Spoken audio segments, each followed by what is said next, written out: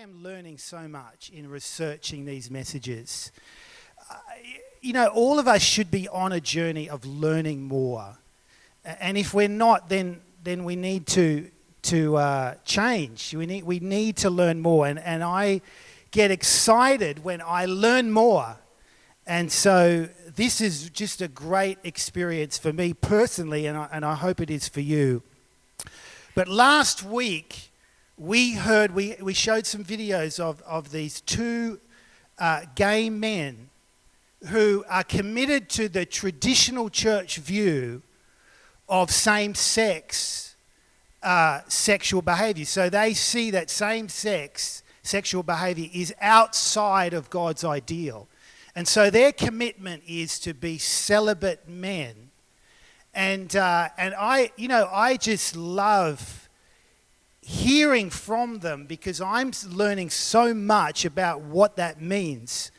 And today I'm going to talk about hospitality and friendship because these two areas, and I'm going to talk about friendship first, what I find is when I listen to them talk about friendship, I learn something new about friendship, a new level of dimension of friendship that I haven't known and I don't understand. And so I'm listening to them and going, wow, I need to understand more of that.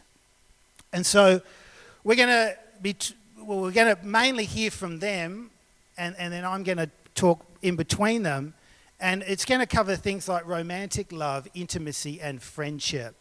And see, I do think that they have a perspective on friendship because of their same-sex orientation that we don't have.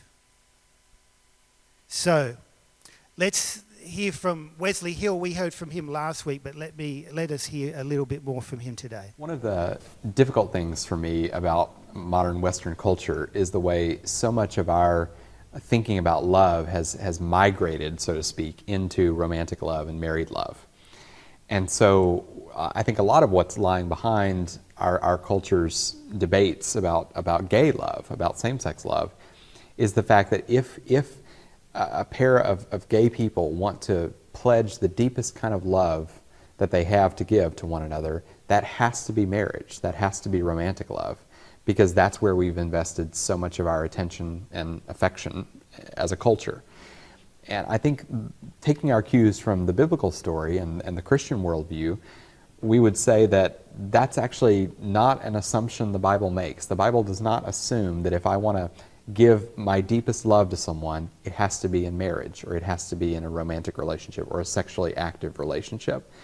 And so there are these beautiful portrayals in the Bible of deeply intimate same-sex friends. We think of Jonathan and David, King David.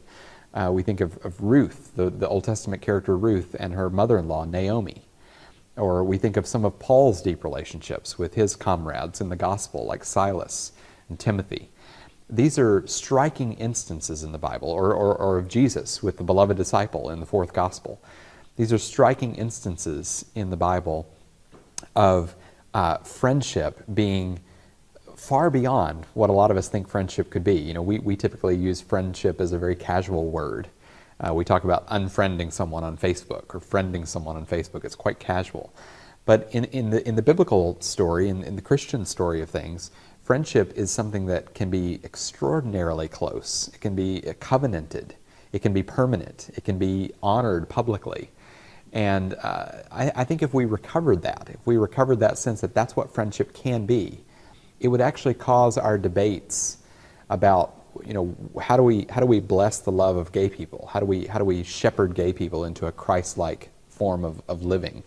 It would cause that whole debate to look different, I think, if we had a more robust, a more Christian view of friendship. In that interview with Wesley, later on he talks about this picture. It's a Christian picture. They call it an icon, and it's a painting of Jesus Christ and the abbot Saint Menace.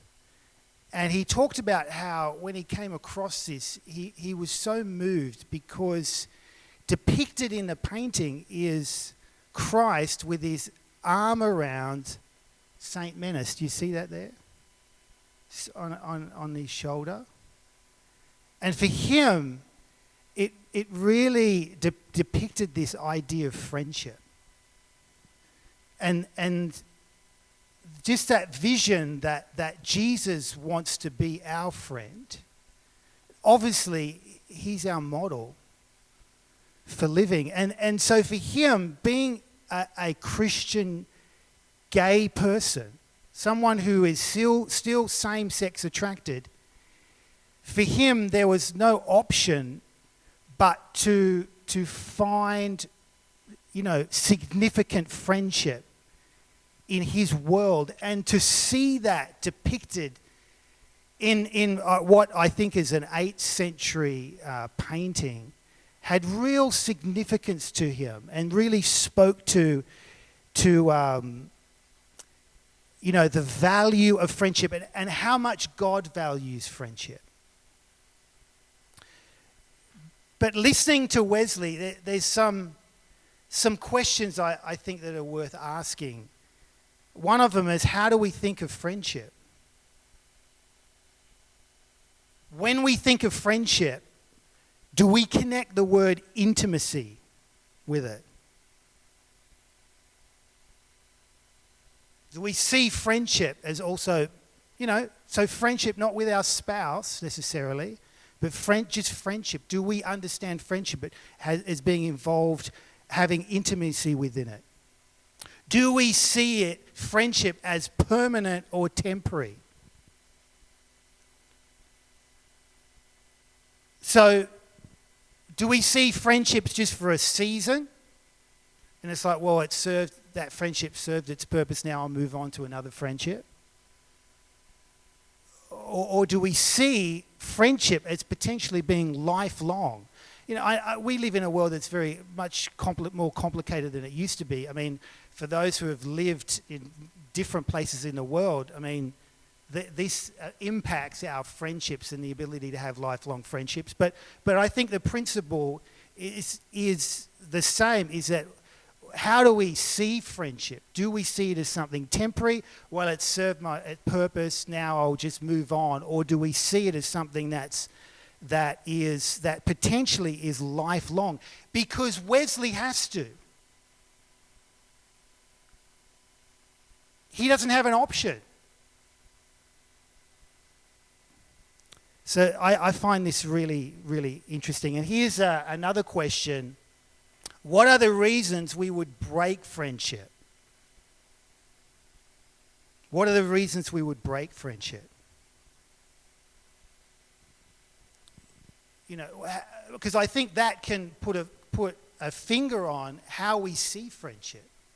If we see friendship as just serving a purpose for a season, then we will be much more open to break friendships a lot more quickly than if we see them as something much, much more valuable.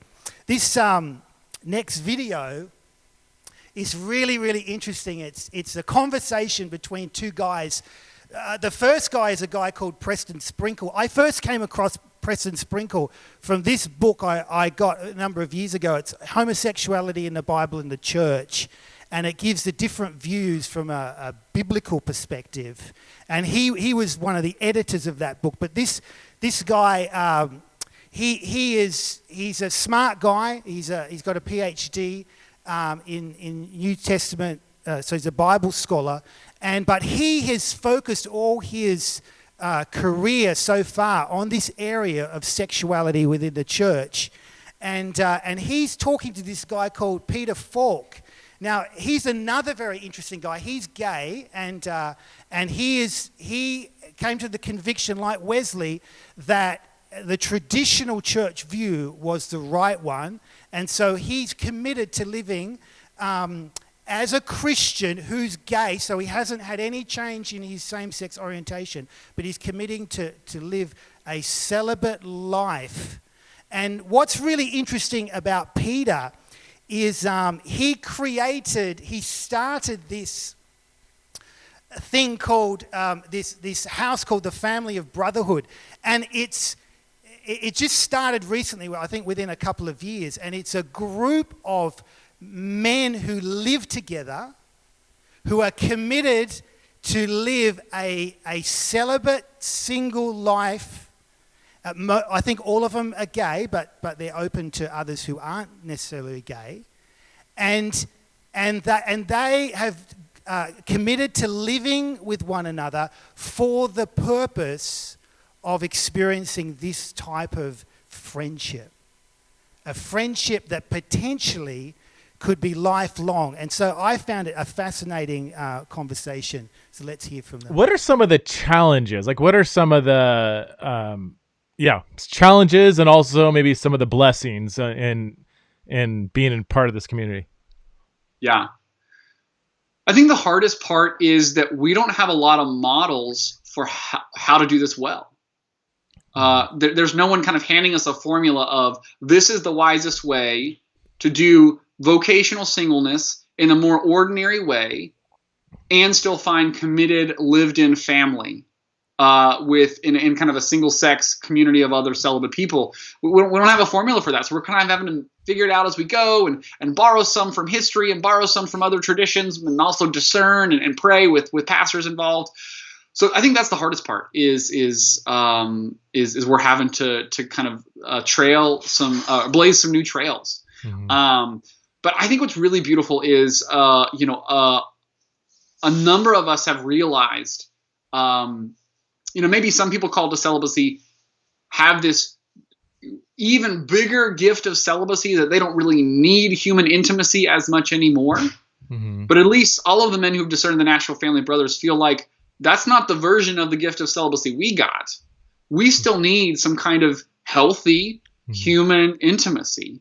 And we need that in a way that's consistent, that we can depend on. That's not just a revolving door of roommates. We need something more permanent, and I would say I think God's made all of us for a permanent human family to help teach us about the permanence of God's love in the Trinity and between Christ and the church. So I think that need for some kind of faithful, permanent, lived-in family love is intentional. I think we're made for that. Right.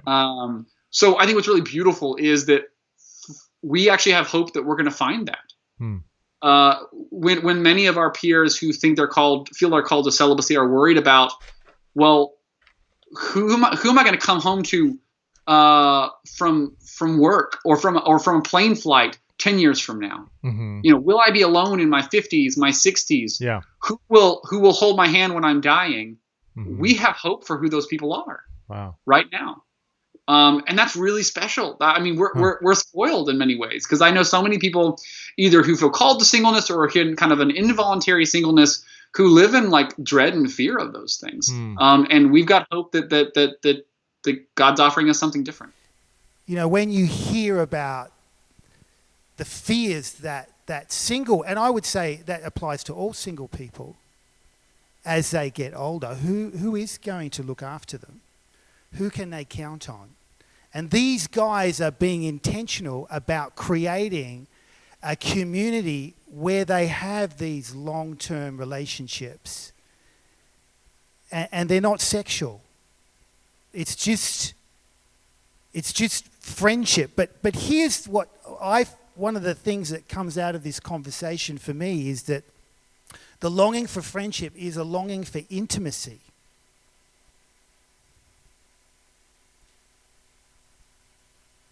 When I listen to what he's saying, and Wesley as well, it's not just friendship, and I think that's where for me, it's like, well, how do we see friendship? Do we see it as superficial?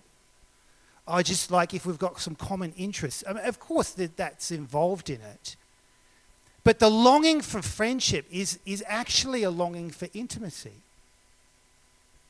I was reflecting on a relationship I had throughout my teenage years. So, some of you would know this because I've talked about it many times, is that I was extremely introverted when I was going through high school, and I suffered with all sorts of anxiety and fear, and I really only had one friend.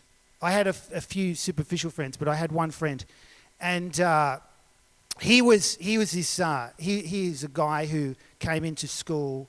He didn't know anyone, so sort of we, and being quite shy, you tend to connect with people who are sort of similar, and I developed this really close friendship with him. We spent all our time together, and unfortunately, I heard from him. There's a long story. I actually lost touch with him, and I found that when I was living in the UK, he was also living in the UK, and we ended up catching up together. But I found out from him many years later, I was actually a really bad influence on him.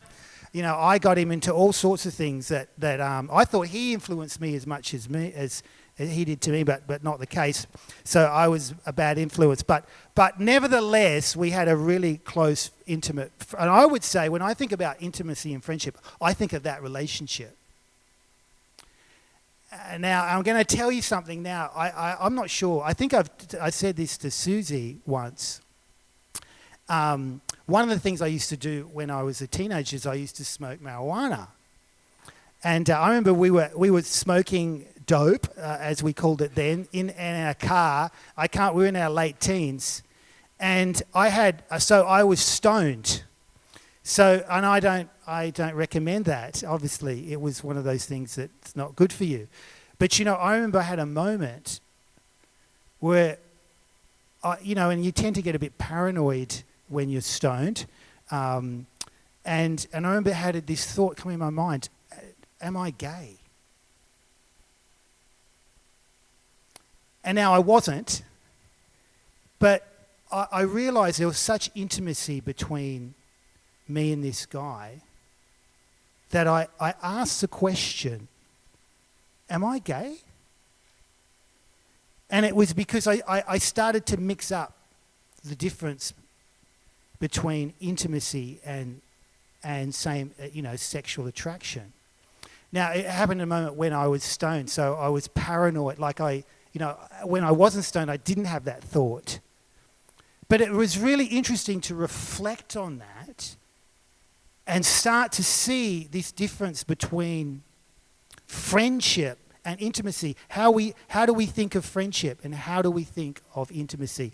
So we're going to hear more from Wesley. One of the myths that I think a lot of people believe today is that romantic love and marriage are the places to find intimate human community. As we talk right now, the Supreme Court of the United States has just issued a ruling on same-sex marriage, and the opinion that Justice Kennedy wrote really is kind of a hymn of praise to marriage. Marriage is this wonderful place. It's the most significant human relationship where loneliness is batted away and human beings can really commune with each other. And I think that can be true of marriage, but the Christian faith would say that marriage is not the only place to find genuine love. It is not even the primary place to find genuine love. Sometimes I tell my students at the seminary that 1 Corinthians 13, which probably most of them have heard read at weddings, it's kind of one of those passages that we love to apply to married love or spousal love or romantic love. It actually is not in a marital context in the New Testament. It's right in between 1 Corinthians 12 and 1 Corinthians 14, which are all about using spiritual gifts in the community of the church. So 1 Corinthians 13, this powerful praise of love, is not even about married love at all. It's about the love that believers have for one another as brothers and sisters, as siblings in the family of God. And I think it's really important to remind ourselves of that if you're not married, if you're celibate like Jesus was or like Paul was, you're not doomed to a life without love. You're not doomed to a life of loneliness. You are, in fact, called into, invited into, ushered into the mainstream of the Christian life. You're patterning your life after Jesus himself. And Jesus was known as a person of love. He was known as a person of deeply intimate connections. We see Jesus weeping in John chapter 11 at the grave of his friend. That's how intimate Jesus was with Lazarus and Lazarus' sisters, Mary and Martha. He was so connected to that family, even as a celibate man, that he was moved to the very depths of his being when Lazarus died. One of the passages in the New Testament that I have taken a lot of comfort from is Jesus' words in John chapter 15, verse 13. He says, "No one has greater love than this, to lay down one's life for one's friends." So he's talking there about the pinnacle of love, the deepest or the highest height of love. And he doesn't reach for an illustration from married life. He doesn't reach for an illustration from parenting and child rearing. He reaches for the illustration of one friend laying down his life for another friend.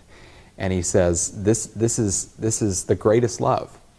And to me, that's deeply consoling, because it says to me that even if I never marry, even if I never have children, the deepest form of Christian love is still possible for me. It's still what I'm called to and gifted for. I can lay down my life for someone and have someone else lay down their life for me. That's what the family of God, that's what baptism, that's what belonging to the body of Christ makes possible. And that's just as open to me as it is to any of my married Christian friends or my married brothers and sisters. Let me just read out the scripture that he wrote, because I thought that was just a just amazing revelation that he got. John chapter 15, verse 12 to 13. "My commandment is this, love each other as I have loved you. Greater love has no one than this." It's a bit of an unusual way to put it, but I think he goes on to say to lay down one's life for one's friends. He's really just saying that love, there's no greater demonstration of love, and John says it elsewhere in the scriptures as well, than to actually lay down your life. But like Wesley says, he uses the example of friendship. Just because we're not in a marriage relationship does not mean that we're excluded from the greatest demonstration of love that Jesus gives. I think that's so profound. I think that even if we're married, that's the revelation that we need to take hold of, because it will change our view of friendship. And I love what he says here. Even if I never marry, even if I never have children, the deepest form of Christian love, I should say, is still possible. It is still what I've been called to, is still what I'm gifted for. I can lay down my life for someone and they can lay down their life for me. But he provokes some questions around intimacy, which I alluded to before. What is the biblical view of intimacy? When we think about intimacy, do we only think of sex or marriage? Because most of us think that's what when we think about intimacy, we're either thinking about a physical sex act or we're thinking about marriage. Did God design marriage to fulfill all our emotional needs? And I think this is really one of the things I'm learning from what these guys are saying, is that their example shows us that if we look to marriage relationships to fulfill all our emotional needs, it puts too much on that one relationship. We're being created to have intimacy. Obviously, it's a different type of intimacy than a marriage relationship, but nonetheless, intimacy with others, just friends, and it doesn't involve sex. So here's a question. Maybe some of us who are married in the church would have better marriages if we had a better understanding of what friendship really is. Just a thought. Now I'm going to go back to a video of Preston and Peter, and they have it's very short, but fascinated with this conversation. But Preston asks him this question. So picture this environment. So Peter is living in a house with, I think, 4 or 5 other gay men. So he asks the obvious question that most of us are probably thinking, well, isn't that, just an opportunity for temptation, to start, sleeping with each other? And I find it really interesting his response. When I lean into healthy friendship with other men, even if they're men that I might like recognize are physically attractive, when I lean into healthy friendship with them, my desire for something romantic or sexual with them seems to kind of be less temporarily. Interesting. Huh. And what that suggests to me is that what I really am desiring with those people is not something romantic or sexual, but is something chaste, is something platonic, is something intimate, but something non-romantic and non-sexual. And that I only perceive that as romantic or sexual when I'm not meeting my intimacy needs in healthy ways. Interesting. It kind of gets skewed. It kind of gets off a bit. And so in the National Family Brothers, we try to be intentional about having healthy friendships with each other and leaning into healthy intimacy. And that seems to be the best way to kind of push away the possibility, the risk of romantic or sexual activity in any way. We also, we practice daily prayer and confession together, and we believe a lot on as early as we can, shining a light on the potential for some things like this. And we have an advisory board of pastors in Nashville who provide oversight for what we do. And so we also are seeking wisdom from them and seeking accountability from them and confessing to them if we think there's even a possibility of something like this in our community. And then, as you've probably talked about, just when we talk about sexual stewardship for any people, if we draw the battle lines even farther from that and are diligent there, we're less likely to have issues when it comes to actually kind of crossing boundaries with another person. When they engage in real intimacy in a healthy way, their sexual desire for other men diminishes.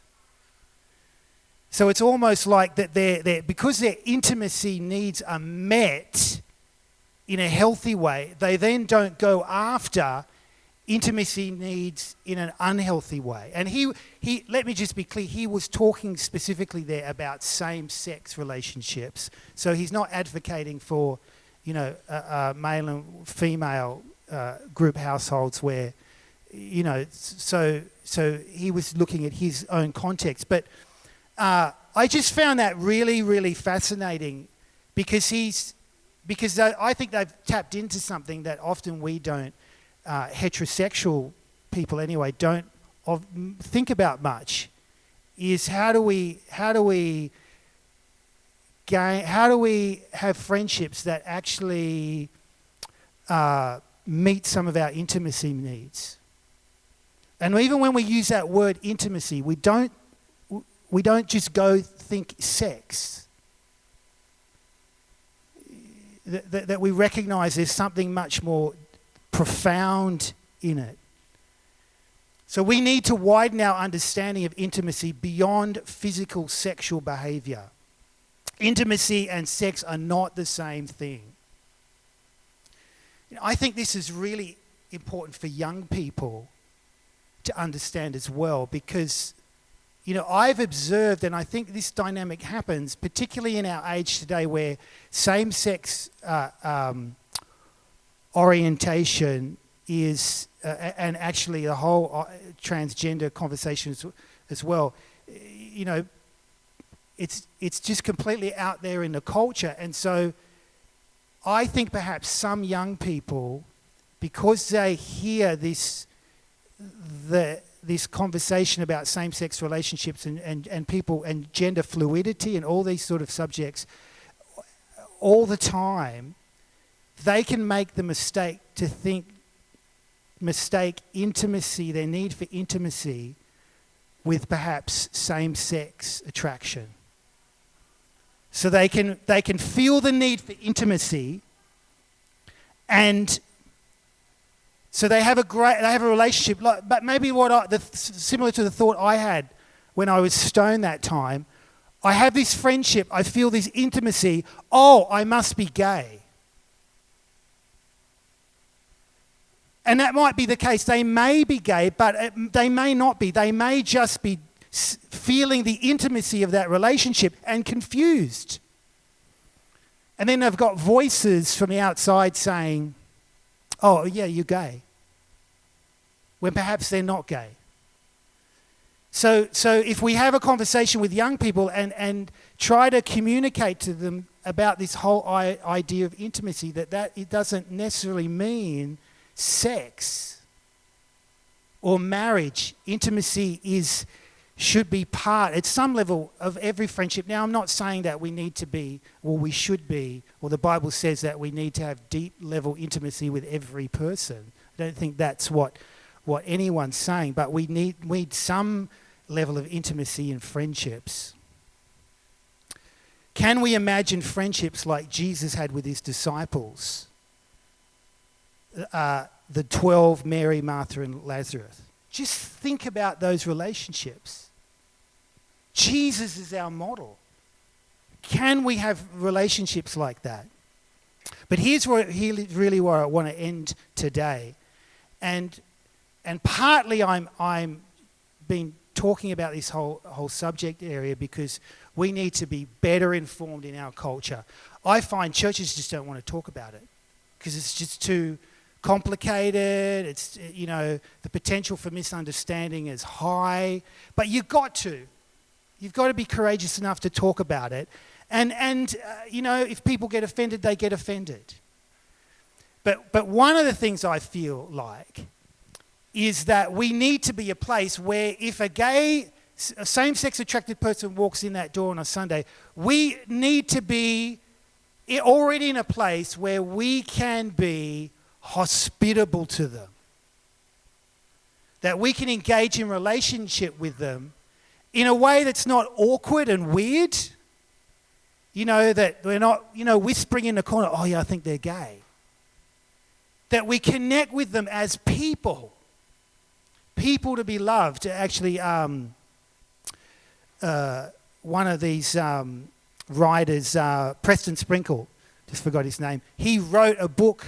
He's written a book on transgender and also on same-sex relationships, and it's called on gay relationships. It's People to be Loved. That's the title of it. That's how we need to see them. People to be loved, just like all of us heterosexuals. So I just really want to briefly, because I'm trying to wrap up this series, and I just want to briefly talk about hospitality. And I came across this amazing definition, let me just go through that, of hospitality from this guy called Gordon Smith, from a book he wrote. And I found like it was, I understood hospitality, but it's sort of gone to a new level for me in understanding. He defines hospitality this way. And when I say hospitality, I'm talking about when people come into our world. So it could be here in church on a Sunday, or it could be in another context. But that conviction let me just flick back for this. In the Bible, hospitality means love for strangers. That's what it means. So it's not just hospitality for people I know and I like, but hospitality biblically means a love for people I don't know, and it may not be like me. But he describes this hospitality with actually there's 4 characteristics.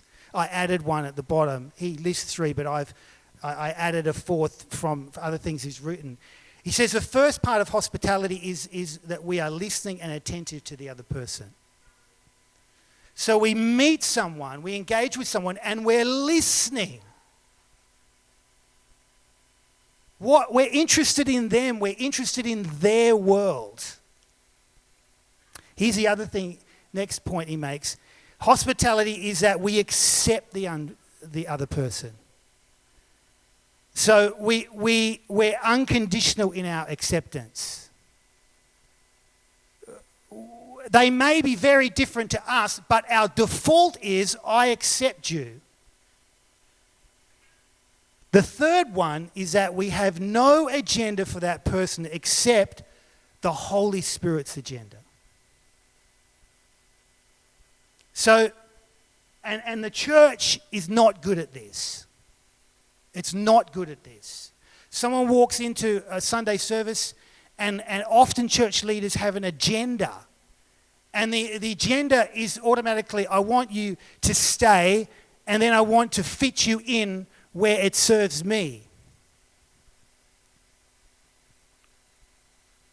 That's not hospitality. Who's that all about? Well, it's not about them. It's about you. That's not hospitality. Our agenda for people should be whatever the Holy Spirit's agenda is for them. You know, I learnt this in the UK, in the last church we were part of before we came back. But I feel like my understanding of that has got to a new level now. Actually, since we moved back to Australia. And I'll tell you why. I got to a place where I let go of all agendas I had towards God for my life. So I don't have an agenda for my life anymore. It's whatever the Lord wants. And because I don't have an agenda for my life, when I look at other people, I don't have an agenda for them to serve my life in some way. So now I'm free to connect and relate to them however the Lord wants me to. There's no strings attached. Because I don't have an agenda. There's no agenda for them to help me with because I don't have one. And I tell you, that has so freed me. So freed me. Because I can look at people now as people and not be thinking about how they can help me or serve me. And I can ask the question, Lord, how do you want me to help them? Sincerely. And it's not self-serving. You know, it's sincere. And the fourth one is, I think, very much related to it, is hospitality has no expectation of return or benefit. So hospitality is got that freedom as part of it. There's no expectation that they will return the favor. That this interaction will benefit me in any way. And I think this represents, you know, God's gift of salvation. It's a free gift. It's a free gift to be received, and our hospitality should be a free gift for someone to receive, for us to give and someone to receive with no strings attached. So hospitality is not a technique. It's something to be cultivated on the inside of us. And then when we have that cultivated on the inside of us, then the expression of that will come out in all sorts of different ways. You know, some of that will be, you know, obviously connecting with people and eating with them and you know, all sorts of different ways. But it'll come from a place of a sincere place where you go away feeling like, you know, you blessed them and probably they blessed you, but there's no feelings of, oh, look, I just felt like there's something awkward, you know, something unsaid, or, you know, or should I have said that, or shouldn't I have said that, or they said that, and I felt uncomfortable. Do you know that all that awkwardness dissipates when we just connect with people in a sincere way? So that's really all I have for today. And, you know, next week I'm going to start to talk about transgender, and that's just another level of complexity. And so I'm researching all that now. But you know what? I'm excited because, you know, I find the more I learn, and actually not just learn it cognitively, but when I start to take on the the heart of some of these people that are Christian and talk about these subjects, there's a new level of empathy and understanding I'm gaining. And I tell you, that's so much more powerful than cognitive information, because we become God's source of love. And that actually equips us. We don't really need the cognitive stuff. That can be helpful. But people feel our heart, more than really wanting to know what intellectual knowledge we know. And we need to be equipped to engage in this world as it is today. So we can't stick our head in the sand and go, well, it's all too complicated and hard. I'm just not going to talk about it. So let me just pray. Father, I thank you that...